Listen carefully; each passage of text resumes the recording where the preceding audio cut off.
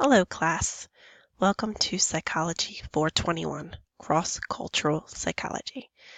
I wanted to give you a little bit of an introduction to the class, to navigate Blackboard a little bit, as well as to introduce myself. So when you first come into Blackboard, the first thing that you're going to want to do is look at the different announcements. I've posted several announcements from the beginning to discuss some of the student expectations for the course, as well as student engagement for the course as well. So make sure that you review the announcements and review the announcements often when you get into the course shell. I post announcements throughout the week. Sometimes these announcements will be sent via email, sometimes they will not. So the expectation is that you're going to be checking your announcements on a daily basis because this is the main method of communication in a purely online class. So when you get into the class, make sure that you check the announcements. There is going to be a welcome announcement when you get in here the first time that will guide you through some of the steps that I want you to take in order to be oriented to this class and the structure on Blackboard. So the steps will ask you to go to the Start Here button. Simply, the Start Here button has several resources for you, talking about Blackboard technology requirements, which is essential in an online class, online etiquette, a video to view and to think about in regards to being respectful. As you know, a lot of nonverbals are not able to be elicited and seen throughout an online course, so it's essential to think through how you're going to respond to one another in a respectful manner. I did want to note that I do have an announcement up there that if for some reason that I find that your interactions are disrespectful in any nature, I will contact you and I may actually pull down the discussion board or the discussion board post where I feel that there's disrespectful interactions exhibited. So be mindful of this throughout the online course. There's different Blackboard trainings that you can take throughout the CII. You can actually sign up for these trainings. There's different links in the different shells for the live sessions, or you can actually look at different recordings that the CI has recorded to help you navigate Blackboard and Adobe Connect as well. There is not an Adobe Connect session synchronous component to this course, but if you ever ask to meet with me for virtual office hours, I can meet in the Adobe Connect setting.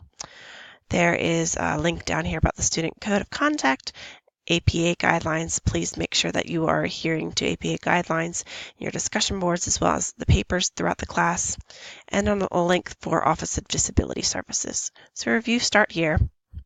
One of the main important elements to the course too is the course information page. Under the Course Information tab, you'll find a lot of helpful resources for you.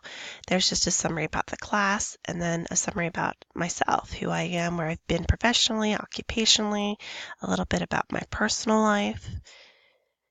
And then you'll find the syllabus as well as rubrics for one of the papers in the class and the discussion board rubric. It's really essential. If you click on these, you'll see the rubric as to how I'm going to be grading each of these. They are embedded in the gradebook as well. So if you want to get all the points for your discussion board posts, it's simple. You just need to look at the rubrics and work to obtain 5 in these different 5 category areas. So make sure you review that. Another very important piece to review is the online class policies. These are the class policies that I adhere to during my online classes, and it's really important that you read through these and understand how I operate my class. For instance, when work is submitted late, there's a 5% deduction for every day that it is late. Except for the discussion boards. If you submit your discussion board prompts after the due date, it will not be accepted. The discussion boards are the class times, how you interact, how you participate. So if they're submitted late, the rest of the class has moved on, and the submissions really don't translate into part of your participation. So really it's imperative to submit your discussion board prompts on time. So read through these. It will just help you to recognize some of the expectations in the class, ways to communicate with me, and different outlets to go to as you need support. This folder here has a lot of different helpful documents to go through in regards to plagiarism, critical thinking, APA format. There's a lot of different articles with APA formatting, how to research articles in the library, self-studies, different models for paper writing, and just a lot of different things. There's an interesting article at the bottom with how to access instructor feedback. Please know I do try to give as much feedback as feasible, so it's important that you know where to find it and utilize that. So that's what you'll find on the course information page. As always, like I stated, make sure you review the announcements as they occur every time you log in.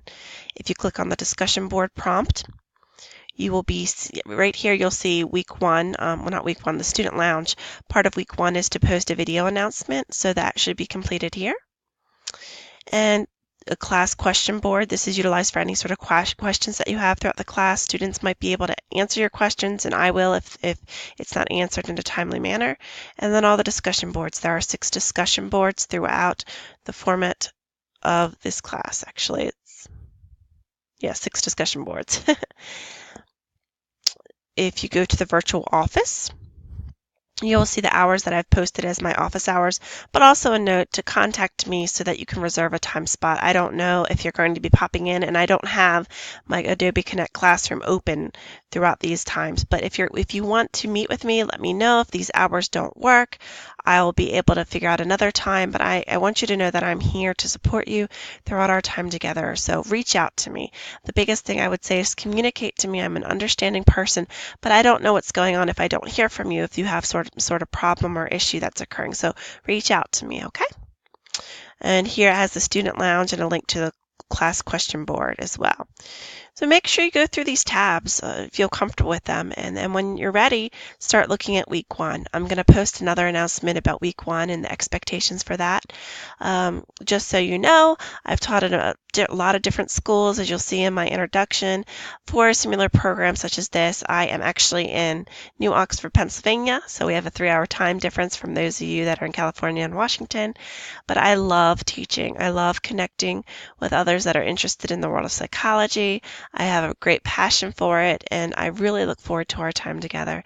So I hope this video announcement is helpful. I do plan to post video announcements on a weekly basis to really review what's happening in the course for that week. You're going to see that we have quizzes every week.